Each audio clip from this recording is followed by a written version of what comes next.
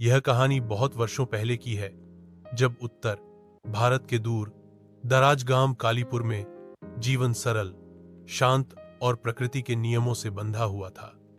गांव घने जंगलों और ऊंचे पहाड़ों से घिरा था, लेकिन उस शांत माहौल के बीच एक जगह ऐसी थी जिसे लोग भय और रहस्य से जोड़ते थे। गांव से कुछ दूर स्थित एक प्राचीन खंडहर, जिसे लोग अंधेरा महल कहते थे। कहते हैं वहां कई 100 साल पहले एक तांत्रिक राजा रहा करता था, जिसने अमरता पाने के लिए काले जादू का मार्ग चुना, और उसी के कारण उस महल पर अभिशाप लग गया। वर्षों बीत गए, लेकिन अंधेरा महल के आसपास की जमीन अब भी बंजर थी। पक्षी वहां नहीं चहचहाते थे, और रात होते ही वहां से अजीब आवाजें सुनाई देती थी। एक दिन उस गांव में एक रहस्यमयी व्यक्ति आया।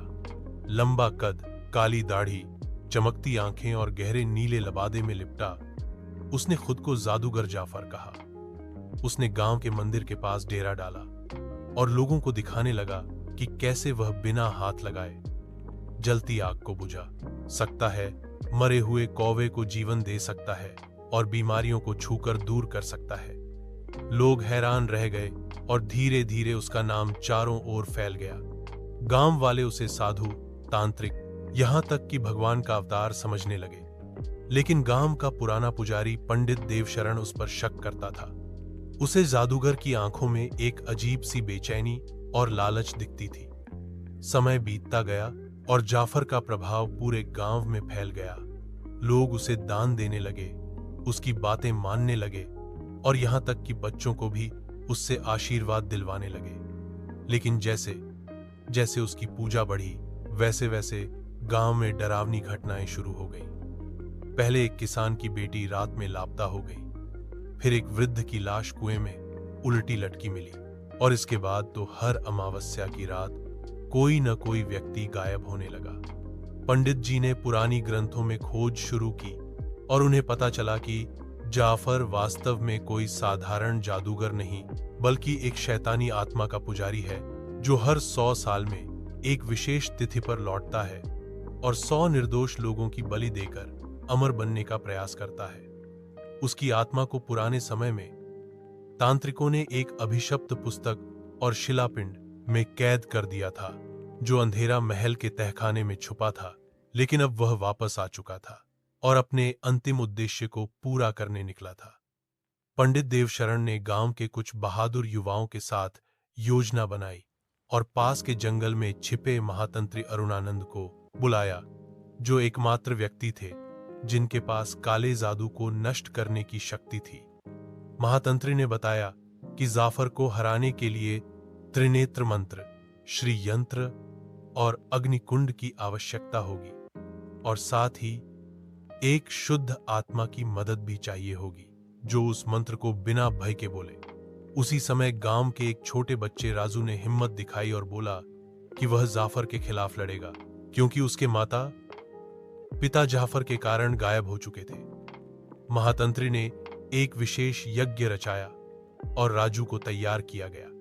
अंतिम रात पूर्णमासी की, जब जाफर ने अंधेरा माहौल में अपनी अंतिम साधना शुरू की, चारों ओर काली हवाएं चलने लगी, पेड़ अपने आप जलने लगे और हवाओं में चीखें गूंजने लगी। महातंत्री, पंडित देवशरण और राजू महल में पहुंचे।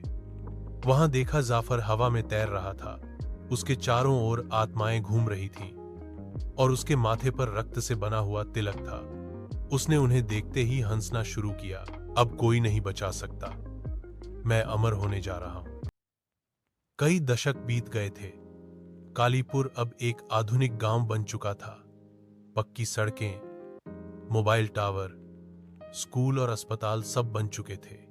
लेकिन अंधेरा महल अभी भी वैसा ही वीरान खड़ा था, जर्जर और टूटा हुआ। उसके चारों ओर कांटों की बाढ़ और एक सरकारी चेतावनी बोर्ड, प्रवेश निषेध, जान का खतरा है। पीढ़ियां बदल चुकी थीं, लेकिन शैतान जाफर की कहानी अब भी गांव के बुजुर्गों की जुबान पर थी। हालांकि नई पीढ़ी ने उसे सिर्फ एक डरावनी कहानी मान लिया था, जो बच्चों को रात को डराने के लिए सुनाई जाती थी। लेकिन सच्चाई हमेशा खुद को दोहराती है, और यह दोहराव शुरू हुआ एक भूगर्भ वैज्ञानिक की टीम से, जो सरकार के आदेश पर उस इलाके की खुदाई करने पहुंची थी। उनका उद्देश्य था खंडहर के नीचे दबे खनिजों का पता लगाना, लेकिन उन्हें वहां एक अजीब धातु की पेटी मिली जिस पर तांत्रिक मंत्रों से जड़े हुए चिन्ह थे। और जैसे ही वह पेटी जमीन से निकाली गई, पूरे जंगल में हवाएं तेज हो गईं, आसमान पर बादल घिर आए और उस टीम के एक सदस्य ने पेटी को जोर से खटखटाया। तभी पेटी फट पड़ी और वहां से एक काली छाया निकली जो आसमान में उड़ते हुए गायब हो गई। और उसी क्षण वह वैज्ञानिक पागल हो गया। उसके मुंह से सिर्फ एक ही शब्द निकलता रहा, जाफर। जाफर आ गया। उसके बाद पूरे गांव में एक के बाद एक डरावनी घटनाएं शुरू हो गईं। सबसे पहले गांव के मंदिर की घंटियां आधी रात को अपने आप बजने लगी। फिर एक स्कूल टीचर ने बताया कि उसने स्कूल के कंप्यूटर में किसी अज्ञात भाषा में टाइप होते देखा। और फिर एक नवविवाहित जोड़ा अपने ही घर में रहस्यमयी तरीके से जलकर राख हो गया, लेकिन घर में आग के कोई निशान नहीं थे। पुलिस ने जब सीसीटीवी देखा तो उसमें एक धुंधली सी परछाई थी जो दीवारों के आर पार जा रही थी। गांव के लोग अब डरने लगे थे, लेकिन फिर भी कुछ युवा इसे अंधविश्वास मान रहे थे। परंतु सच्चाई तब सामने आई जब गांव की एक लड़की मेघा, जिसे बचपन से अजीब सपने आते थे, ने एक रात देखा कि वह एक पुराने महल के तहखाने में है और वहां एक आदमी उसे बुला रहा है। वही लबादा, वही आंखें, जाफर। अगले दिन सुबह मेघा ने यह सपना अपने दादाजी को बताया, जो कोई और नहीं बल्कि राजू थे, वही बच्चा जिसने जाफर को हराया था। अब वृद्ध हो चुके थे, लेकिन आज भी ध्यान और साधना करते थे। उन्होंने मेघा की आंखों में देखा और पहचान लिया कि यही वह शुद्ध आत्मा है जिसे शताब्दियों पहले अग्निकुंड की अग्नि ने छू लिया था। जाफर की आत्मा को बांधने वाली शक्ति अब उसी में समा चुकी थी। लेकिन तभी राजू को महसूस हुआ कि जाफर की आत्मा अभी पूरी तरह बाहर नहीं आई। वह किसी के शरीर में घुसने की तलाश में है, और वह शरीर होगा वही जो मंदिर का पुरोहित है, पंडित शशिकांत, जो अपनी सत्ता को बचाने के लिए किसी भी हद तक जा सकता था। राजू ने यह सच्चाई गांव के बुजुर्गों को बताई, लेकिन किसी ने उसकी बात नहीं मानी। लोग उसे पागल समझने लगे। लेकिन जब पंडित शशिकांत के घर से एक रात अचानक चमकती रोशनी निकली और आकाश में एक काली रेखा फट पड़ी, तब सब समझ गए कि कुछ बहुत बड़ा घटित हो गया है। अगले ही दिन गांव के 11 लोग गायब हो गए, जिनमें अधिकतर बच्चे थे, और अंधेरा महल के खंडहर में जलती आग की लपटें देखी गईं, जो आसमान तक जा रही थीं।